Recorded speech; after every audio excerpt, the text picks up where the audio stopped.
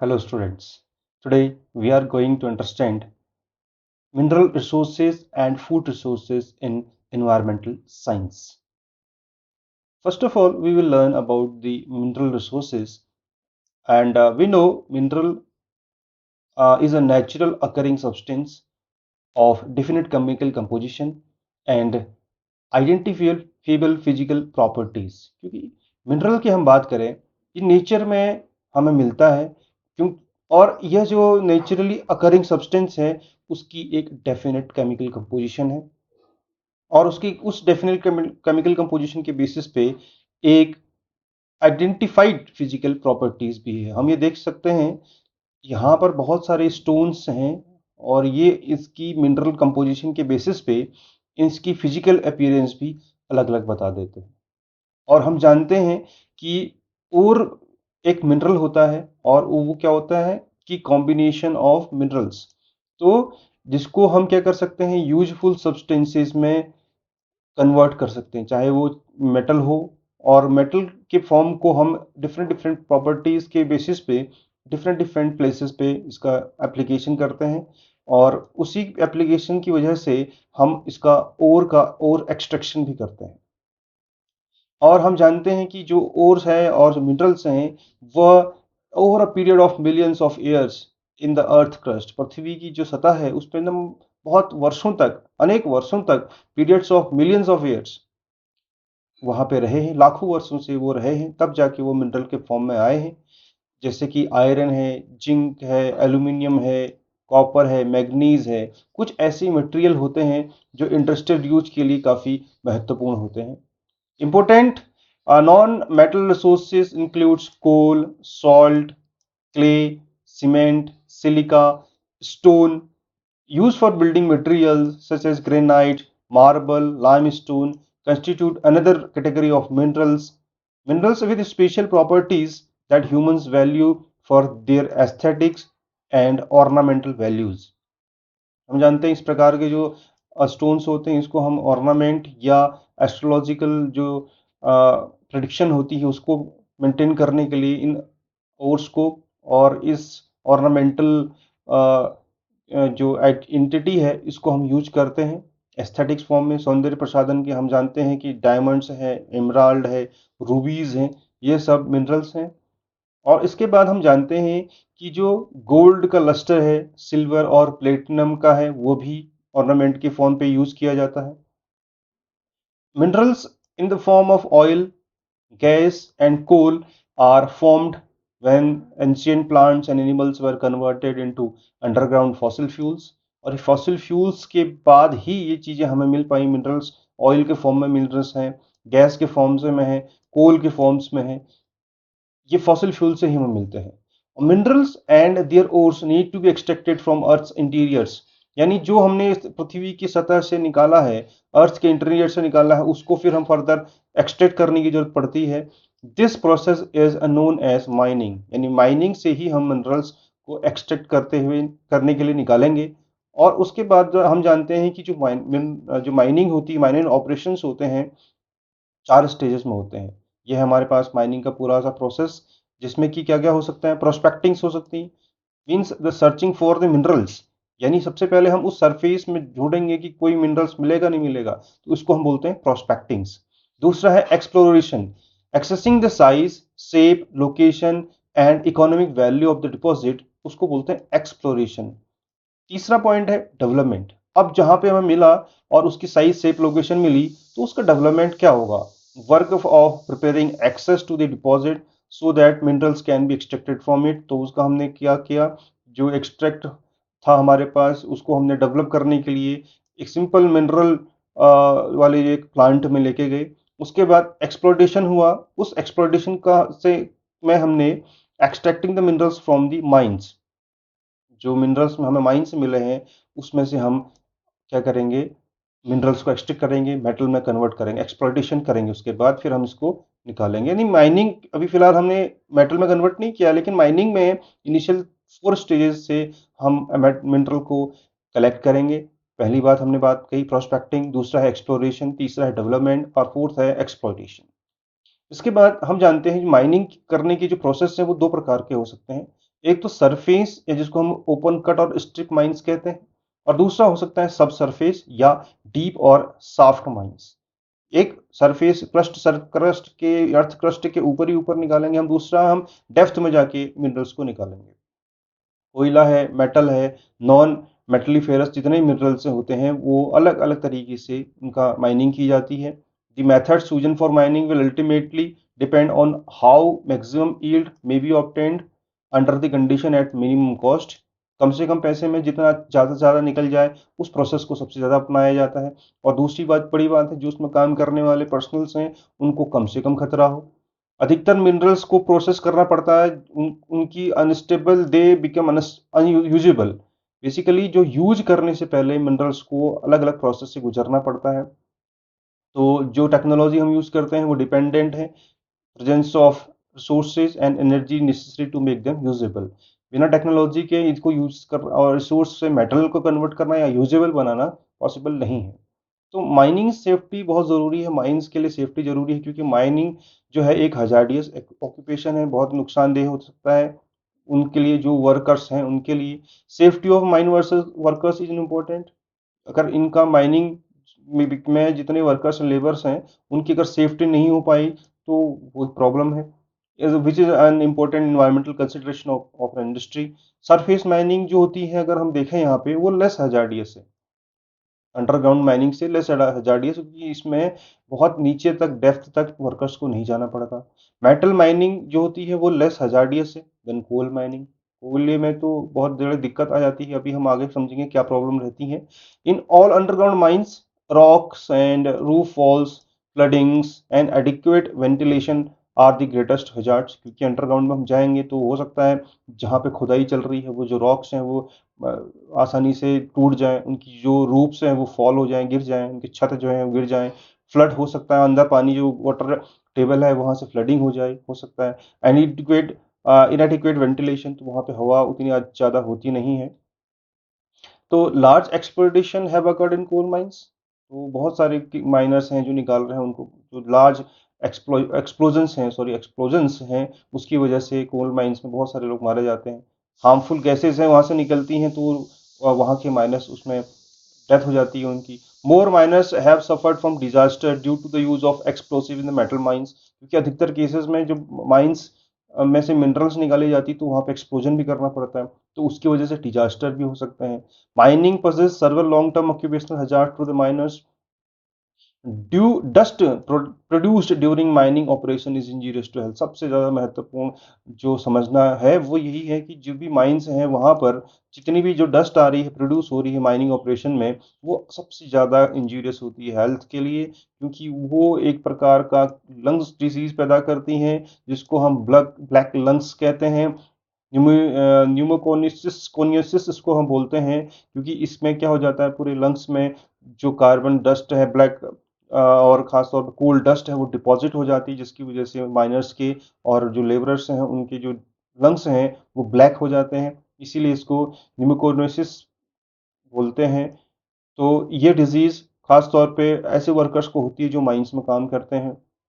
और साथ साथ में fumes generated by incomplete dynamite explosion are extremely poisonous. क्योंकि जब माइंस को ब्रेक किया जाता है, तोड़ा जाता है, एक्सप्लोजन करना जरूरी है और उसमें डायनामाइट्स यूज किए जाते हैं, तो उसकी जो इनकम्प्लीट डायनामाइट एक्सप्लोजन का जो फ्यूम्स निकलती हैं वो पॉइजनस होती हैं, घातक होती हैं। उन्हीं से जो प्रॉब्लम्स हैं और क्रिएट हो सकती हैं।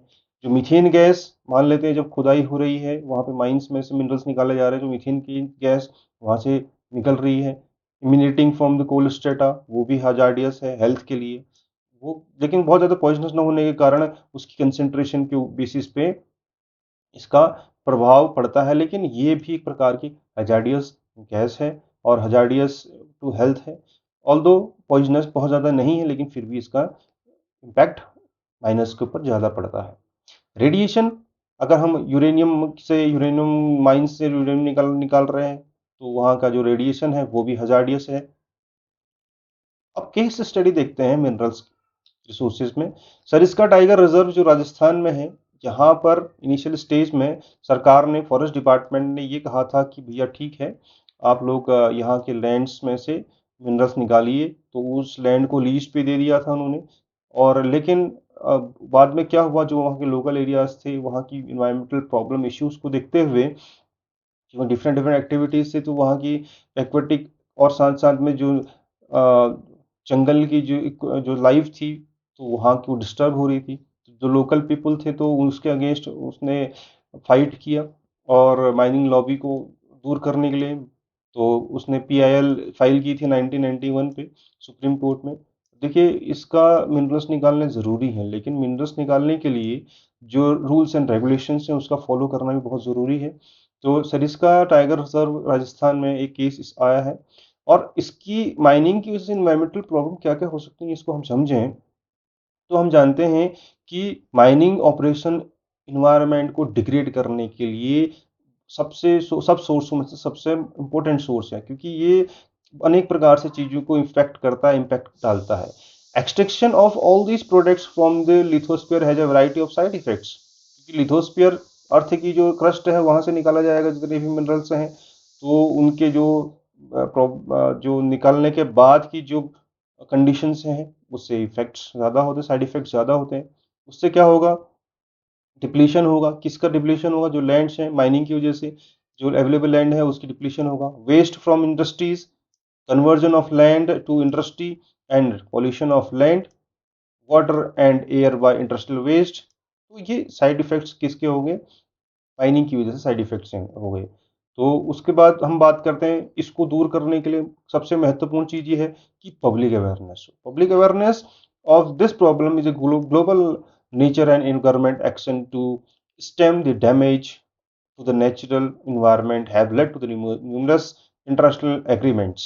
क्योंकि बिना पब्लिक अवेयरनेस के इन चीज़ों को कम नहीं किया जा सकता है, और अगर इन चीज़ों की आवश्यकता है तो उसको एक सिस्टमेटिक वे में यूज किया जा सकता है। इसके बाद हम बात करते हैं फूड रिसोर्सेज की, और फूड रिसोर्सेज अगर नहीं होंगे तो ह्यूमंस और अन्य एनिमल्स सर्वाइव नहीं कर पाएंगे। Without food we can not survive even for our daily routine, because क्योंकि हम दिन प्रतिदिन हमें इसकी आवश्यकता ज़रूरी है, और इंटायरली हमें मिलता है एग्रीकल्चर से, एनिमल हस्बेंड्री से और फिशिंग से। फूड की हमारी जो डिमांड है वो यहीं से पूरी होती है। India is sufficient self sufficient food production में है, और हम जानते हैं मॉडर्न पैटर्न से यूज़ किया जा रहा है एग्रीकल्चरल जो टेक्निक्स हैं उसका यूज़ किया जा रहा है, लेकिन वो अनसस्टेनेबल हैं, जिसकी वजह से पॉल्यूशन हो रहा है इन्वायरमेंट को, और एक्सेसिव यूज ऑफ फर्टिलाइजर्स हैं, पेस्टिसाइड्स हैं, जिसकी वजह से ह्यूमन हेल्थ को इम्पेक्ट पड़ रहा है। फूड रिसोर्सेज में भी अगर हम मीट आउट करने की कोशिश करते हैं तो टेक्नोलॉजिकल और fertilisers extra excess use of fertilisers pesticides impact ज़्यादा डाल रहे हैं। एफएओ ने कहा था कि जो सस्टेनेबल अगर एग्रीकल्चर है उसकी एक डेफिनेशन बताई थी कि जिस तरीके से हम लैंड को कंजर्व करें, वाटर और प्लांट और एनिमल जेनेटिक रिसोर्सेज को कंजर्व करें, और उसको does not degrade the environment, तो उसकी केसेस में इन्वायरमेंट को इम्पैक्ट नहीं डालता है। और जो इकोनॉमिकली वायबल हो, सोशली एक्सेप्टेबल हो, उस तरीके की एग्रीकल्चर को करना ही सस्टेनेबल एग्रीकल्चर है, ये एफएओ ने डिफाइन किया था। और उसके बाद हम जानते हैं जो हमारी कंट्री में है, most of large farms grow single crops. हम जानते हैं कि हमारे देश में एक समय पे एक प्रकार की खेती की जाती है। अगर गेहूं की खेती है तो सिर्फ गेहूं की खेती की जाती है। अगर मान लेते हैं इसमें क्या लग जाए, अगर कोई पेस्ट लग जाए, कोई कीटाणु लग जाए, तो जितनी भी क्रॉप है वो क्या हो सकती है, नुकसान में जा सकती है, जिसकी वजह से फार्मर्स को नुकसान हो सकता है। तो ये किया जाए कि जो ट्रेडिशनल वेराइटीज़ हैं यूज़ हम कर सकते हैं, बहुत सारा जो खरीफ की फसल में है बहुत सारे हम क्रॉप्स को ग्रो कर सकते हैं पैरेलली, जिससे कि वो जो चांस हैं कि खराब हो उसकी प्रोबेबिलिटी पॉसिबिलिटीज कम हो जाती हैं। तो बहुत सारी स्टडीज हुई, one can use alternative to organic fertilisers, जो यूज एनपीके हम यूज कर रहे हैं उनका कुछ अल्टरनेटिव निकाला जाए। तो इसको जो हम बोल रहे हैं आजकल के केस में ऑर्गेनिक फार्मिंग बहुत यूज किया जा रहा है, लेकिन इस प्रकार का जो मैनेजमेंट होता है उसको हम बोलते हैं इंटीग्रेटेड क्रॉप मैनेजमेंट। इसके बाद हम देखते हैं कि वर्ल्ड फूड फूड प्रॉब्लम काफ़ी ज़्यादा है, किस तरीके से है। पॉपुलेशन बहुत ज़्यादा ज़्यादा हो रही है, दिन प्रतिदिन बढ़ते जा रही है। जो फूड का प्रोडक्शन है वो बहुत ज़्यादा डिमांड को मीट आउट नहीं कर पा रहा है। Food production in 64 out of 105 developing countries is lagging behind, क्योंकि वहाँ पे क्या हो रहा है, पॉपुलेशन ग्रोथ ज़्यादा हो रही है। These countries are unable to produce more food, और do not have financial means to import it, पैसा नहीं है, प्रोड्यूस नहीं कर पा रहे हैं, तो वहाँ पे भुखमरी होनी स्वाभाविक है। इंडिया है, हम जानते हैं, एक ऐसी कंट्री है जहाँ पर हम अपने खाने के लिए तो फूड प्रोड्यूस कर सकते हैं और कल्टीवेट कर सकते हैं लार्ज पॉपुलेशन में, और थ्रू द इरिगेशन प्रोसेस, क्योंकि अब इरिगेशन का बहुत ज़रूरी रोल, इम्पोर्टेंट रोल यहाँ पे रह जाता है, क्योंकि अगर इरिगेशन होगा तो क्रॉप प्रोडक्शन और फूड प्रोडक्शन ईजिली हो सकता है। इनिशियल स्टेट में जब 1960s की बात करते हैं तो वहाँ पे ग्रीन रेवोल्यूशन हुआ था, उसने भुखमरी को देश के अंदर काफ़ी कम किया था। तो उससे दो चार चीज़ें हुई थी। तो जो फर्टिलाइज सॉइल था वो बीइंग एक्सप्लॉइटेड फास्टर, और साथ साथ में हमने देखा कि फॉरेस्ट, ग्रासलैंड, वेटलैंड्स, इनको कन्वर्ट किया गया एग्रीकल्चर यूज़ के लिए। तो जिससे थोड़ा सा इकोलॉजिकल क्वेश्चन सामने आए कि भैया प्रॉब्लम्स हैं, इकोलॉजिकल समस्याएं बढ़ रही हैं। भले ही हमारे पास फूड प्रोडक्शन के लिए एग्रीकल्चर लैंड बढ़ रही है, लेकिन साथ साथ में इकोलॉजिकल समस्याएं भी आई। फिश रिसोर्सेज, चाहे वो मेरीन से हो, लैंड से हो, वो इविडेंट ऑफ एग्जॉशन उनको मिला, तो उनकी समस्याएं बढ़ी। There are great disparities in availability of nutritious food. साथ साथ में हमने देखा कि जो न्यूट्रिशियस फूड्स हैं, बहुत सारी एनोमलीज आ गई। Some communities such as tribal people still face serious food problems leading to well nutrition, specially women and children. तो बच्चों में और महिलाओं में इस प्रकार की जो कुपोषण की समस्याएं थी, क्योंकि उनको न्यूट्रियस फूड नहीं मिल पा रहा था, ये भी एक प्रॉब्लम आई। और हम जानते हैं फूड प्रोडक्शन में आज की डेट में महिलाओं का सबसे ज़्यादा योगदान है, चाहे वो कुक करते हों या बच्चों को खिलाते हों या खेतों में काम करते हों। Most rural communities they have the least exposure to technical trainings and health workers, बहुत सारी टेक्निकल ट्रेनिंग्स नहीं मिल रही हैं। लेकिन आज की डेट में सरकार के द्वारा जितने भी कर्मचारी हैं जो इसके लिए टीच करने के लिए लगाए गए, लर्न करने के लिए लगाए हैं, वो डिफरेंट डिफरेंट एस्पेक्ट्स पे डिफरेंट डिफरेंट कम्युनिटीज़ को अवेयर कर रहे हैं, और इसी के साथ साथ इस पे और डेवलपमेंट हो रहा है। अब फूड सिक्योरिटी की बात करें हम, तो हम जानते हैं कि 18 मिलियन पीपल वर्ल्ड वाइड, विश्व में लगभग 18 जो मिलियन लोग हैं, most of the whom are children, जिसमें बच्चे हैं, प्रत्येक वर्ष मरते हैं क्योंकि भूखमरी और कुपोषण की वजह से, die each year due to the starvation और malnutrition, and many others suffers a variety of dietary deficiencies। कमियां, खान पान में कमियों की वजह से लगभग हर वर्ष इतने लोगों की मृत्यु होती है। The earth can only supply limited amount of food. Food security is closely linked with population control through the family welfare programme, क्योंकि अगर पॉपुलेशन कम करेंगे तो डेफिनेटली हम ये जान सकते हैं कि भैया उसी तरीके से पॉपुलेशन को कंट्रोल करने के साथ साथ फूड का प्रोडक्शन भी कम करना पड़ेगा। तो क्योंकि क्या हो रहा है, फूड का प्रोडक्शन ज़्यादा होगा तो वाटर ज़्यादा चाहिए फार्मिंग के लिए, अवेलेबिलिटी ऑफ वाटर भी कम हो रही है डे बाई डे। तो फूड सिक्योरिटी जिसकी वजह से only possible if food is equally distributed to all. तो ये भी ज़रूरी है, फूड का डिस्ट्रीब्यूशन जरूरी होना चाहिए। हम जानते हैं बहुत सारा हम खाना खाते हैं, लार्ज अमाउंट ऑफ फूड को हम केयरलेसली वेस्ट कर देते हैं। बहुत सारे एनजीओ इसके लिए काम कर रहे हैं कि अगर आपके घरों में जो वेस्ट खाना है, जो बचा हुआ खाना है, उसको आप वो लेके जाएंगे, कलेक्ट करेंगे, और फाइनली जो नीडी है, जो सफरिंग है फूड से, उनको वो डिस्ट्रीब्यूट करेंगे। Other governmental organisation are also working with this. We have to release or less the waste, और this eventually places great stress on our environmental resources। और बड़ी बात यह है कि जो जेनेटिक डाइवर्सिटी है वो उसमें भी कमी आ रही है। हम जानते हैं लगभग भारत में, विश्व में 50,000 नॉन एडिबल प्लांट्स हैं जो डॉक्यूमेंटेड किए गए हैं, जिसमें कि 15 वेराइटी लगभग 90% का विश्व का खाना बनाती है। 50,000 में से खाने में योग्य जितने प्लांट्स हैं उसमें से 15 अलग अलग वेराइटीज प्रोड्यूस करती है 90% का खाना। मॉडर्न एग्रीकल्चर प्रैक्टिस में हमने देखा है कि जो जेनेटिक वैरायटी की क्रॉप्स हैं वो क्या हो रही हैं, कम दिन पर दिन कम होती जा रही हैं। India's distinctive traditional variety of rice alone are said to have numbered between 30 to 50,000। तो हम लगभग, अगर हम चावल की बात करें, धान की बात करें, तो इसका कम से कम जो 30 से 50 प्रकार की वैरायटीज की क्रॉप थी भारत में। अब इसमें भी कमी आती जा रही दिन प्रतिदिन, क्योंकि जो जेनेटिक डाइवर्सिटी है उसमें कमी आ रही है इसकी।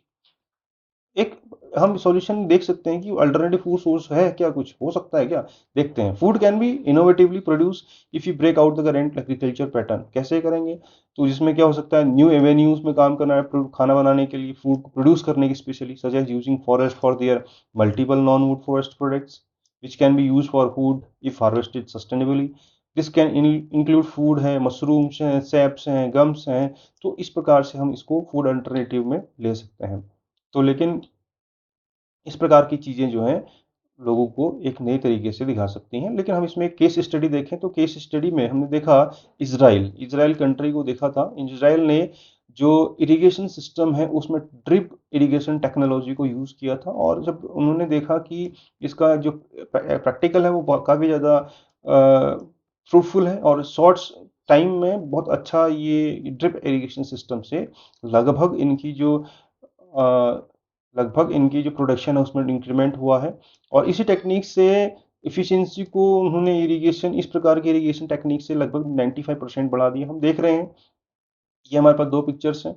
इन पिक्चर्स में ड्रिप टेक्नोलॉजी का मतलब ये है कि जहाँ पे प्लांट होगा वहाँ पे ड्रॉप वाइज ड्रॉप ही वाटर का रिलीज होगा और उसके अलावा पानी कहीं पे नहीं आएगा। ड्रॉप वाइज यानी ड्रिप इसको बोलते हैं। जिस प्रकार से ड्रिप होती है उसी प्रकार से ये पाइपलाइन पूरे प्लांट के आसपास होंगी और उसी पाइपलाइन में उस पेड़ के जड़ों पर ड्रॉप वाइज ड्रॉप वाटर डाला जाता है और वाटर का वेस्टेज ना हो, इस टेक्निक से प्रोडक्शन को बढ़ाया जाता है। Over a 20-year period Israel food production doubled, दुगना हो गया लगभग, without an increase in water for agriculture. पानी की अधिकता न बढ़ाते हुए उसी पानी का यूज करते हुए इजराइल ने अपना फूड प्रोडक्शन डबल कर दिया। भारत में हम देखते हैं some traditional communities in urban semi urban towns, वो क्या करते हैं, अपने वेजिटेबल्स को उगाने के लिए वेस्ट वाटर जो घर से निकल रहा है उसको खेतों में डाल देते हैं। कलकत्ता का एक एग्जांपल हमारे पास है। Calcutta releases its waste water into surrounding lagoons, आसपास के जितने भी लेगून्स हैं उनमें वो क्या डालता है, अपना वेस्ट वाटर डाल देता है। और which are reared fish are reared and the water is use for growing vegetables. तो ये बातें हमने कहीं कि फूड के केस में हमने देखा कि किस प्रकार से चीज़ें बढ़ रही हैं और हमने उसको समझा। तो इसी लेक्चर के बेसिस पे हम अब इसको बात करेंगे कि मिनरल्स रिसोर्सेज क्या हैं और फूड रिसोर्सेज क्या हैं। इसी के साथ हम इस लेक्चर को ख़त्म करते हैं। Thank you.